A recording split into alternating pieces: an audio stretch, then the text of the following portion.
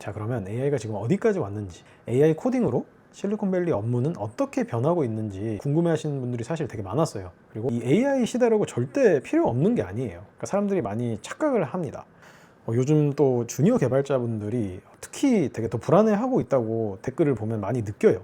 사실 안 불안해 한다면 뭐 오히려 저는 이상하다고 생각합니다. 클로드만 쓰면 되냐라고 물어보시는 분들도 계셨어요. 제 답은 또 AI를 커리어에 어떻게 적용해야 되냐, 정말 모르겠다라는 분들도 되게 많이 계셨어요. 그래서 일단 제가 추천을 드리는 방법은, AI 시대의 개발자가 갖춰야 할 가장 중요한 역량은, 안녕하세요, 실베일 개발자입니다. 여러분, 저희 채널이 어느새 구독자 10,000명을 돌파를 해서 지금은 14,000명이 넘었거든요. 진짜 감사드립니다. 진짜 여러분 덕분에 제가 여기까지 올 수 있었다고 진심으로 그렇게 생각하고요. 제가 기억하실지 모르겠지만 구독자 10,000명 기념으로 제가 댓글에 질문을 받았었어요. 정말 80개 정도의 댓글이 달렸고, 그래서 제가 그 질문들을 한번 정리를 해서 오늘 Q&A 세션을 한번 하려고 합니다. 제가 크게 보니까 궁금한 게 결국 3가지 정도의 카테고리로 나눌 수 있는 것 같은데, 첫 번째로는 AI가 지금 어디까지 왔는지, 그런 AI 트렌드, AI 시대에 대한 질문이 있었고, 두 번째로는 개발자로서 또 비개발자로서 어떻게 이 시대에 대응을 해야 하는지, 그리고 마지막 세 번째로는 실리콘밸리는 지금 이 상황 속에서 어떤지, 그런 것들을 궁금해 하시는 것 같아서 오늘 제가 이 흐름대로 한번 Q&A를 진행을 해보도록 하겠습니다. 그리고 영상 마지막에 제가 또 구독자분들께 알려드릴 게 있거든요. 그래서 꼭 끝까지 시청해 주시면 감사하겠습니다.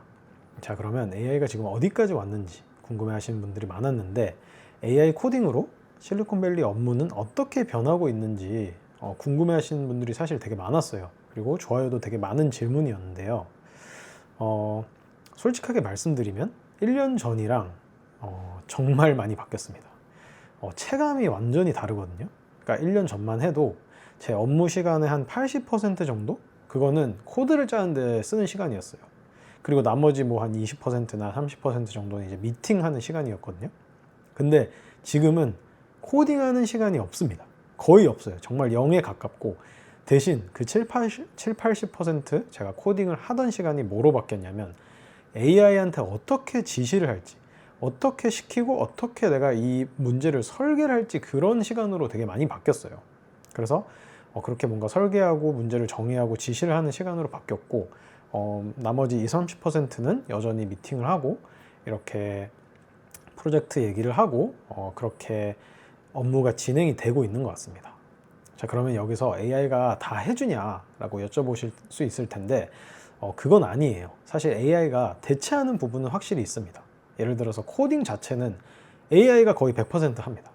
그리고 또 0에서 1로 만드는 그런 구현, 이런 것도 사실 AI가 다 합니다.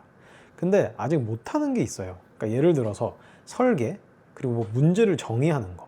그러니까 간단하게 말해서 우리가 지금 뭐를 풀어야 하는가, 우리가 지금 이 회사에 돈을 벌기 위해, 혹은 돈을 세이브하기 위해 우리가 뭐를 해야 되는가에 대한 그런 방향성을 판단하고 지시를 하는 거는 사실 저희 사람이 하는 영역인 것 같습니다. 그래서 줄어든 역량, 그리고 새로 필요해진 역량, 이런 것들을 많이 물어보셨는데, 뭐 보일러플레이트 코딩이나 뭐 단순 디버깅 같은 거는 진짜 이제 AI가 다 합니다. 저희 사람이 할 필요가 거의 없어졌고요.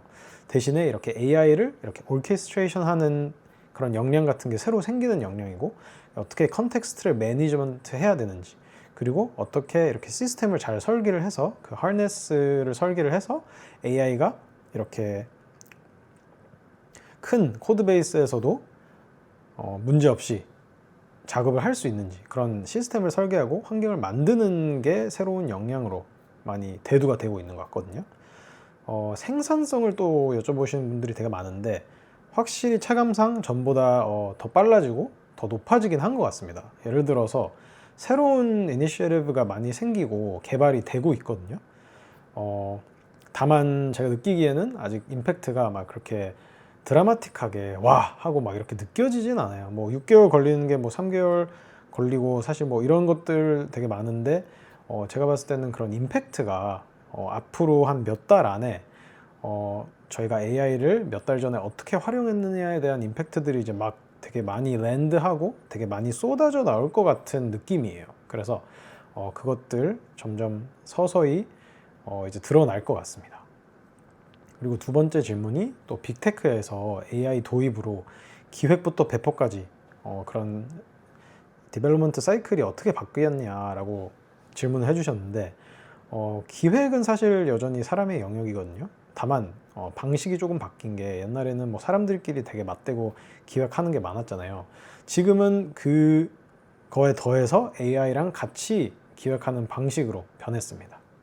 그리고 개발이나 배포 같은 거는 정말 점점 이제 AI한테 다 델리게이트하고 맡기고 하는 영역으로 넘어가고 있거든요. 메타 같은 빅테크 현장에서 요즘 되게 재밌는 현상이 하나 있는데, 되게 많은 개발자분들이 느끼는 걸 거라고 저는 생각합니다. 코드를 짜는 속도가 AI를 사용하다 보니까 워낙 빨라졌어요. 그러니까 이제 코드 리뷰는 많이 나오는데 그걸 실제로 리뷰하는 게 이제 병목이 돼버렸습니다. 왜냐면 리뷰는 아직도 사람이 하고 있는 것들이 많아요.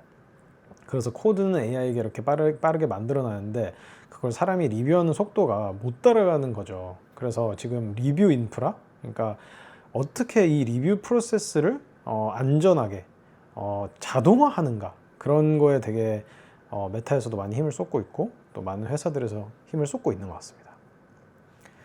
그래서 여러분 업무에서는 AI가 어떻게 어디까지 대체를 하고 있는지 한번 댓글로 알려주시면 감사하겠습니다. 그래서 이런 변화 속에서 개발자들한테 남는 게 뭐냐?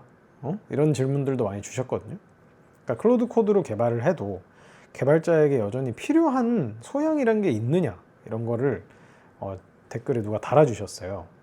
제가 핵심을 말하자면 AI 시대의 개발자가 갖춰야 할 가장 중요한 역량은 제 생각에는 문제를 잘 정의하는 능력이라고 생각하거든요. 그러니까 AI가 사실 garbage in, garbage out이라는 말이 있습니다. 그러니까 쓰레기를 주면 아무리 AI라도 쓰레기를 뱉어낸다는 뜻이거든요. 그러니까 AI의 역할은 저희가 어떻게 보면 이렇게 준 프롬프트를 앰플리파이 하는 역할밖에 뭐 더 해주진 않아요.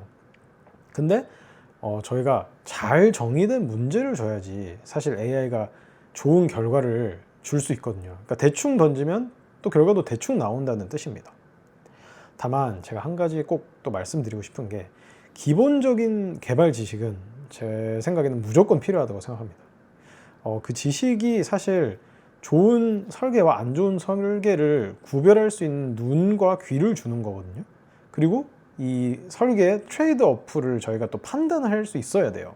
그러니까 AI가 코드를 이렇게 짜준다고 해서 개발 공부를 하나도 안 해도 된다는 뜻은 절대 아닙니다. 그러니까 알고리즘을 이렇게 배우고 시스템 디자인을 또 공부를 하고, 이런 거는 어떻게 보면 이제 개발자가 갖고 있는 근육 같은 거라고 저는 생각해요. 그러니까 그 능력들을 계속 이렇게 반복하고 갈고 닦으면서 이렇게 운동이랑 비슷하게, 그러면서 근육이 계속 커지고 더 강해지는 거거든요. 그리고 그 근육이 이 AI 시대라고 절대 필요 없는 게 아니에요. 그러니까 사람들이 많이 착각을 합니다. 뇌에서 정말 그 연습을 계속 하고 많이 한 사람들은 문제를 딱 봤을 때 정의하는 수준이 저는 정말 다르다고 생각하거든요. 요즘 또 주니어 개발자분들이 특히 되게 더 불안해하고 있다고 댓글을 보면 많이 느껴요. 사실 안 불안해 한다면 뭐 오히려 저는 이상하다고 생각합니다. 근데 그 이유가 주니어가 사실 코딩을 되게 잘하고 코딩을 되게 많이 해야 되고 그래서 되게 있는 포지션이잖아요. 근데 AI가 어떻게 보면 코딩을 더 잘해버리니까 주니어들이 되게 불안한 건데, 근데 한 가지 확실한 거는 AI를 잘 쓰는 주니어들은 살아남고 오히려 더 성과를 더 잘 낼 수 있다고 저는 생각해요. 오히려 되게 필요한 인재라고 생각합니다. 왜냐면 제가 증인인데, 회사에서 주니어가 AI를 잘 사용해가지고 시니어보다 10배, 뭐 20배 하는 경우들이 요즘에 심심찮게 많이 보입니다. 그리고 그런 분들은 회사에서 진짜 시니어보다 더 좋은 대우를 해줘요. 그러니까 AI랑 함께 이렇게 문제를 정의하고 또 개발하고 이런 훈련을 하는 거를 저는 정말 이 시대에 중요한 또 소양이고 역량이고 개발해야 되는 근육이라고 생각합니다. 여기서 또 보안 질문도 있었어요. 에이전틱 이렇게 코딩, AI 코딩하면 보안 되게 취약하지 않냐? 보안 어떻게 해야 되냐? 사실 저는 이거 되게 중요한 질문이라고 생각합니다. 최근에 또 클로드 코드에 그런 코드 유출 사태도 있었고, 그런 걸 보면 사실 AI가 생성한 코드에 보안 리스크가 없다고 하는 거는 절대 아니라고 생각합니다. 실제로 저도 많이 현업에서 돌려보고 사이드 프로젝트 할 때 돌려보면 버그가 되게 많이 생기거든요. 근데 중요한 거는 이 버그를 로컬에서 어떻게 잘 잡고 어떻게 잘 고칠 수 있느냐, 프로덕션에 배포되기 전에 어떻게 그거를 잘 검증하고 할 수 있느냐, 이 루프를 설계하는 게 되게 중요한데, 이거를 결국 하네스 엔지니어링이라고 요즘에는 부르는 것 같아요. 그래서 하네스 엔지니어링에 대해 좀 궁금하신 분들은 제가 최근에 올린 영상 한번 보시면 될 것 같습니다. 그러니까 결국 AI가 만든 코드를 어떻게 안전하게 관리하는 시스템을 잘 설계를 하느냐, 제가 봤을 때는 이게 핵심이거든요. 그래서 최소한 이것만큼 꼭 챙기라고 말씀드리고 싶은 게, 린트랑 테스트는 무조건 돌리셔야 하고 무조건 만드셔야 합니다. 그리고 CI/CD 파이프라인도 되게 잘 셋업을 해두셔야 되고요. 그러니까 결국에는 이 인프라가, 이 AI가 날뛸 수 있게, AI가 마음대로 작업할 수 있게 설계된 인프라가 있어야지 결국 병목이 안 생기고 이게 생산성에 직결이 됩니다. 그래서 제가 봤을 때는 코드의 버그나 보안 같은 거를 사람이 잡기 시작하는 시대는 이미 끝났고, 그렇게 하면 안 됩니다. 그렇게 하면 절대 AI를 이용해서 생산량을 뭐 10배, 100배 할 수 없어요. 그러니까 AI를 이용해서 그렇게 생산성을 늘리려는 지금 시대에 사람이 그걸 리뷰를 하는 게 사실 어불성설이고, AI의 생산성을 따라갈 수 있는 인프라를 설계를 하는 게, 제가 봤을 땐 그게 요즘 회사들이 꼭 해야 하는 1번 순위라고, 우선 순위라고 생각하거든요. 그리고 이제 다음 질문을 또 보면, 코딩 외에 뭐 보편적인 업무에도 AI를 어떻게 활용을 하시나요? 그런 방법이 있나요? 라는 거를 여쭤보셨어요. 저 같은 경우에는 사이드 프로젝트 할 때도, 그리고 또 유튜브 할 때도, 뭐 그 외에 업무를 할 때도 매일 씁니다. 정말 매일 써요. 뭐 아이디에이션, 뭐 기획, 뭐 썸네일 어떻게 제작해야 되는지, 뭐 편집할 때도 심지어 쓰는 거 있고, 그러니까 안 쓰는 곳이 없습니다. 물론 여러분들도 업무에서 하는 뭐 문서 작업, 뭐 회의록, 데이터 분석 이런 것도 사실 다 가능하고요. 비개발자분들한테 뭐 하나를 추천드리자면 코워크를 한번 써보시는 걸 추천드리고 싶어요. 그래서 되게 작게 시작해서 이렇게 점점 키워가는 걸 추천하거든요. 그러니까 그게 무슨 말이냐면, 일단 내가 평소에 하는 것들을 한번 다 적어보세요. 예를 들어서 보고서 작성이나 뭐 PPT 만들기나 뭐 재무제표를 분석한다거나 뭐 마케팅 자료를 생성한다거나, 이런 것들을 한번 종이에 내가 해야 하는 일들을 쫙 이렇게 뭐 10개든 10개든 20개든 한번 쫙 적어보는 거예요. 그리고 거기서 오늘은 내가 이거 하나만 한번 AI로 해보겠다, 이렇게 한번 해서, 왜냐면 이게 써봐야지 익숙해지고 익숙해야지 또 쓰게 됩니다. 그래가지고 처음에는 사실 불편하고 시간이 더 걸릴 수밖에 없어요. 왜냐면 저도 며칠 전에 제 동생이랑 이렇게 한번 통화를 할 일이 있었는데, 제 동생이 하는 말이, 아니 3시간이 걸릴 거를 AI 쓰니까 뭐 5시간이 걸리더라. 그래서 짜증나서 쓰기 싫다고. 근데 계속 해야 돼요. AI를 써서 손에 익으면 그 3시간이 30분으로 줄어드는 걸 느끼셔야 합니다. 그거를 결국 깨닫고 계속 해보는 사람만이 이 시대에 사실 저는 살아남을 거라고 생각하거든요. 그럼 이제 한번 제가 구체적으로 도구 얘기를 해볼 텐데요. 클로드 코드 관련 질문이 진짜 많았거든요. 제가 아무래도 클로드 코드를 다루고 있다 보니까 그런 것 같은데, 클로드 코드와 코덱스 어떻게 생각하시냐, 그리고 또 다른 도구들은 어떻게 활용하고 계시냐 라고 이렇게 한 4분이 질문해 주셨어요. 클로드 코드랑 코덱스, 솔직히 말하자면 저는 클로드 코드를 되게 많이 썼고, 회사에서도 또 업무에서도 최근부터 사실 이제 회사에서 코덱스랑 같이 이렇게 쓰는 그런 워크플로우가 되게 좀 많이 사람들이 많이 쓰기 시작했어요. 그래서 저도 요즘에는 코덱스를 좀 써보려고 하고 있는데, 주변 사람들 말로는 클로드는 이런 하이레벨 설계나 오케스트레이션 이런 것에 되게 강하고, 코덱스는 이런 실제 코딩 쪽에 되게 강하다고 하더라고요. 그래서 저도 그렇게 한번 최근부터 써보기 시작했는데 제가 조금 더 써보고 따로 한번 영상으로 제작해서 올려보도록 하겠습니다. 클로드만 쓰면 되냐라고 물어보시는 분들도 계셨어요.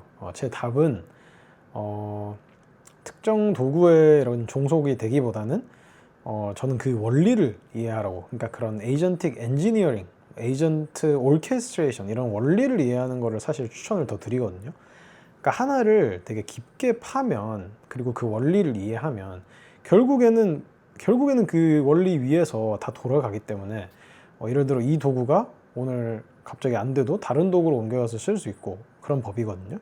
그래서 그런 걸 추천을 드리고, 또 제가 요즘에 좀 활용하고 있는 도구들은 요즘에 오픈클로나 막 이런 코드 채널 같이 디스패치 같이 이렇게 핸드폰으로 이렇게 에이전트를 오케스트레이션 하는 거를 조금씩 이렇게 해보고 있거든요. 그래서 최근에 커리어 해커 알렉스 님이 올린 영상이 있어요, 이거에 대해서. 근데 저는 되게 인사이트를 거기서 많이 배워가지고 궁금하시다면 한번 보시는 걸 꼭 추천을 드립니다. 그 다음 질문에는 누군가가 클로드 코드랑 이런 GPT 같이 다른 AI를 함께 쓰는 법을 이렇게 물어봐 주셨는데, 저는 기획 단계에서는 제미나이를 되게 많이 활용하는 편이거든요. 그러니까 저는 개인적으로는 기획이나 이런 리서치 쪽에 조금 더 제미나이가 특화된 느낌이 있는 것 같아요. 조금 더 저한테 크리티컬한 질문을 많이 해주고, 조금 더 저한테 이렇게 해봐라 저렇게 해봐라 라는 좀 더 저한테 반박을 많이 해주는 느낌이었고, 그래서 기획 단계에서 많이 쓰고, 그리고 그렇게 기획 PRD 예를 들어 그런 게 작성이 되면 그 이후의 단계에서는 저는 클로드를 많이 씁니다. 클로드가 이제 그 문서를 가지고 이렇게 페이즈별로 개발 계획을 세우고, 그래서 그렇게 하고, 코딩 단계에서는 요즘에는 저는 코덱스도 조금 활용을 해보려고 하고 있어요. 그래서 이렇게 단계별로 각 모델의 강점을 한번 살려서 조합을 해보는 것도 저는 좋은 것 같습니다. 도구 얘기가 나와서 한번 직접 만들어 보고 싶다, 바이브 코딩 한번 실제 프로젝트 보여달라는 분들도 되게 많으셨어요. 이렇게 라이브 코딩이나 프로젝트 이렇게 하는 거를 보여달라고 하셨는데, 네, 실제로 제가 좀 계획 중에 있고, 하네스 엔지니어링을 어떻게 적용을 해서 바이브 코딩을 할 수 있는지에 대한 영상도 곧 올려볼 예정이거든요. 그래서 조금만 기다려 주시고, 누군가가 또 이렇게 모바일 앱, 플러터 같은 앱 개발이나 그런 앱스토어 출시 같은 것도 물어보셨는데, 저는 개인적으로는 웹앱을 좀 더 좋아해서 그런지 한번 나중에 기회가 되면 한번 다뤄보도록 하겠습니다. 또 프롬프트 엔지니어링 그런 거에 대한 질문도 많이 들어왔어요. 사실 프롬프트 엔지니어링이 더 이상 이제 안 중요하다라는 의견도 되게 많지만, 저는 개인적으로 이렇게 제미나이랑 기획을 할 때 이렇게 AI랑 티키타카를 할 일이 되게 많거든요. 근데 그럴 때 프롬프트 엔지니어링을 알게 모르게 많이 써야 될 때가 있습니다. 그리고 그렇게 써야 더 효율적인 얘기를 할 수 있고요. 그래서 프롬프트 엔지니어링도 제가 한번 다뤄보는 것도 고려를 한번 해보겠습니다.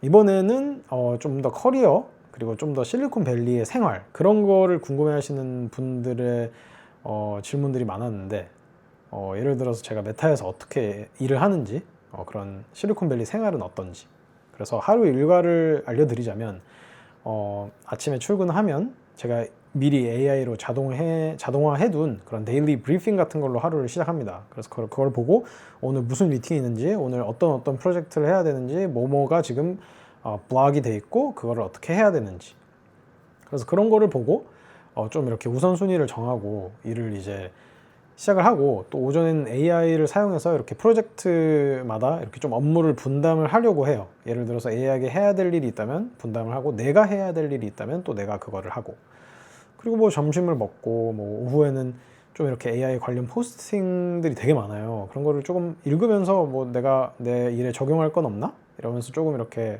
공부를 좀 하는 편이고, 또 이런 AI 관련 미팅들도 되게 많거든요. 다른 팀은 어떻게 하는지 인사이트도 좀 얻고, 그리고 그 외에는 프로젝트 미팅들도 많이 하고 그렇습니다. 그래서 요즘은 진짜 다 AI 얘기밖에 안 합니다. 그래서 사실 너무 노출이 심해가지고 퇴근할 때면 너무 피로감이 몰려오더라고요. 그래서 좀 그런 편이 많은 것 같고, 실리콘밸리랑 한국 생활이랑 좀 어떻게 다른 것 같냐라고 물어보시는 분들도 있었어요.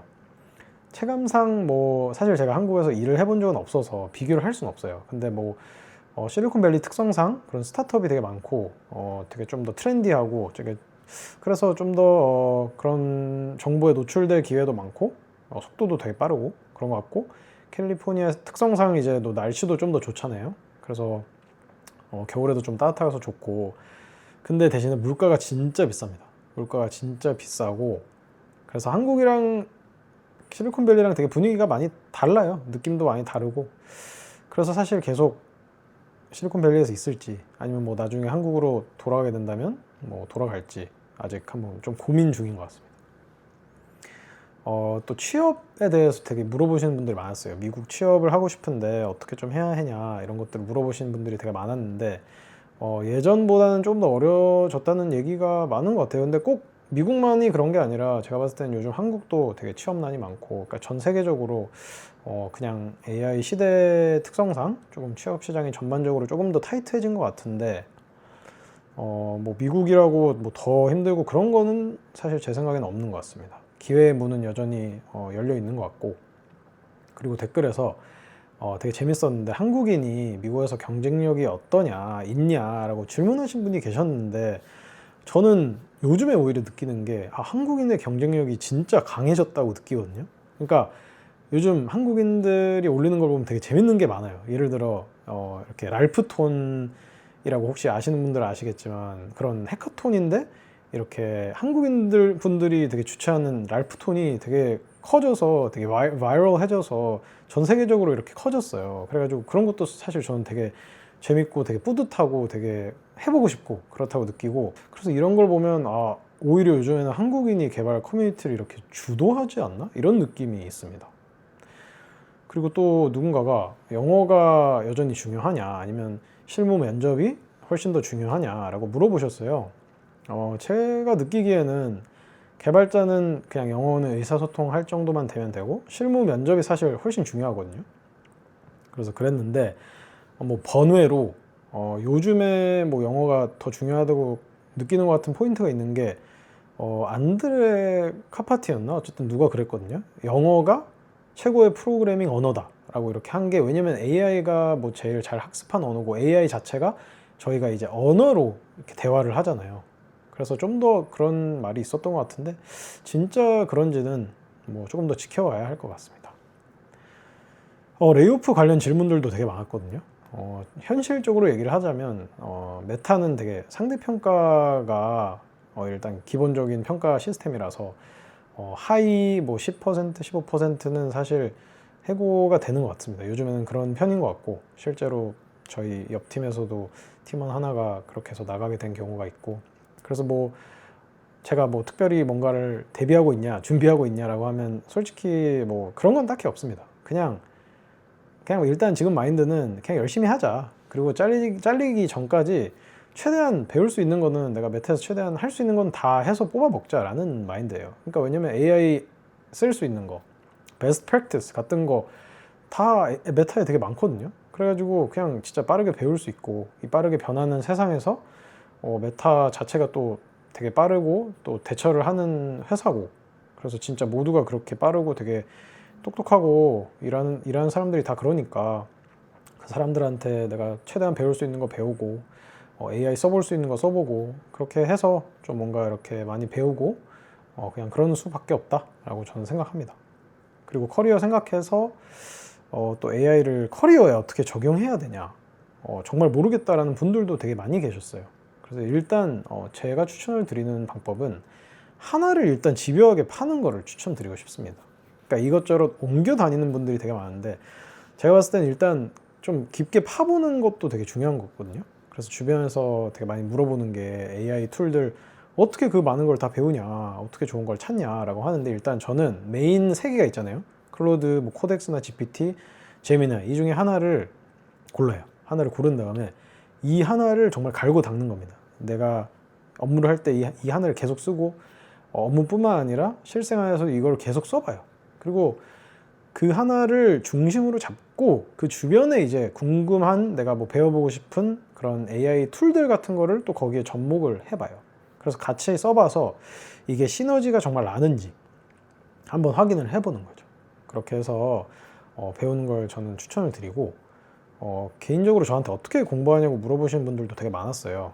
그냥 사실 저는 절대적으로 AI를 쓰는 시간이 되게 많다고 생각하거든요. 왜냐면 업무할 때 예를 들어 뭐 하루 10시간 일한다 하면 10시간 동안 계속 AI 쓰고 있고, 그 외에 제가 일상적인 업무할 때도 AI를 쓴다고 했잖아요. 그러니까 거기서도 계속 쓰고 있고 하니까 1만 시간의 법칙이라고 하잖아요. 그러니까 도구는 뭐든 절대적인 이 시간이 무시할 수 없다고 저는 생각합니다. 물론 그 시간을 잘 쓴다는 가정하에 그렇겠지만, 예를 들어 실제로 내가 매일 8시간 컬러드 코드를 쓴다고 하면 사실 3년 정도 걸리면 10,000시간을 채우더라고요. 그리고 매일 뭐 2시간밖에 안 쓴다 하면 13년이 걸립니다. 그러니까 이걸 그냥 계속 써가면서 계속 활용을 하면서 그 근육을 계속 키우고 내가 계속 익숙해지는 게, 그리고 그냥 내가 필요한 것에 계속 적용을 하는 게 중요한 것 같아요. 그리고 AI API 사용량 지원해주냐라는 질문이 있었는데 무한 지원이고, 그래서 그런지 많이 쓰는 게 많이 남는 거니까 열심히 쓰려고 하고 있고, 대신에 개인 일에는 사용을 못하게 돼 있습니다. 네, 그래서 개인 업무를 할 때는 제가 구독을 해서 씁니다. 마지막으로 이제 유튜브에 대해서 조금 질문해 주셨는데, 강의 자료 어떻게 만드는지, 또 촬영 장비는 뭔지. 그래서 일단 발표 자료 만들 때 저는 일단 기획을 해요. 기획도 AI랑 같이 하고, 그리고 뼈대를 잡고 거기에 맞는 이제 리서치나 코드 샘플을 이렇게 준비를 하고, 그 다음에 그거를 이제 클로드한테 넣습니다. 그래서 HTML 슬라이드를 생성하는 제가 스킬을 만들었는데, 그거를 그냥 트리거를 해가지고 제 스타일에 맞는 슬라이드를 만들고, 그 다음에 이제 그 슬라이드를 계속 수정 반복해서 완성하는 방식이거든요. 그래서 이거를 되게 물어보시는 분들이 많아서 영상으로 곧 한번 올릴 생각이니까, 네, 조금만 기다려 주시고요. 촬영 장비는 정말 별거 없습니다. 원래 하나도 안 사려고 했는데 마이크는 꼭 사야 된다, 소리가 중요하다고 해서 그냥 마이크만 아마존으로 하나 시켜서 휴대용 마이크 하나 쓰고 있고, 뭐 컴퓨터 그냥 카메라 그냥 컴퓨터 내장 카메라 쓰고 있고, 뭐 조명 하나도 없고 스튜디오도 없습니다. 그냥 거실에서 찍고 있거든요. 그래서 특별한 세팅 없이 제가 봤을 때는 뭐 장비는 그냥 진입장벽이 아니라고 생각해서 그렇게 하고 있고, 제가 유튜브를 시작한 이유에 대해서 좀 궁금해하시는 분들이 있었는데, 크게 두 가지 이유였거든요. 일단 2026년을 시작하면서 뭔가 저는 사실 좀 평소에 도전을 많이 안 하는 스타일이에요. 그래서 뭔가 좀 도전을 하고 싶다고 생각했어요. 그래가지고 연초에 이렇게 1년 계획을 세우면서 되게 고민을 많이 했는데, 유튜브를 제가 말로만 해야지 하다가 이게 2년 동안 미뤘거든요. 그래서 이번 연도에는 진짜 죽이 되든 밥이 되든 꼭 시작할 거다. 그리고 꼭 일주일에 영상 하나는 꼭 내가 해보겠다. 그렇게 한번 결심을 해서 그런 도전하는 의미에서 한번 시작을 해봤습니다. 그리고 두 번째로는 좀 불안감 때문에 시작한 것도 있었어요. 그러니까 AI로 개발을 시작한 게 이번 연초부터 되게 많이 그랬는데, 그러다 보니까 얘가 나보다 코딩을 더 잘하고 내가 이제 코딩을 안 하니까 뭔가 그 기분이 되게 묘하더라고요. 그래서 또 메타는 되게 레이오프로 유명하잖아요. 그래서 실제로 되게 불안한 게 컸고, 그래서 여러 가지 복합적인 이유로 되게 유튜브를 시작해야겠다고 생각했습니다. 유튜브를 이렇게 시작하고 나니까 사실 요즘 저는 되게 재밌고 행복하거든요.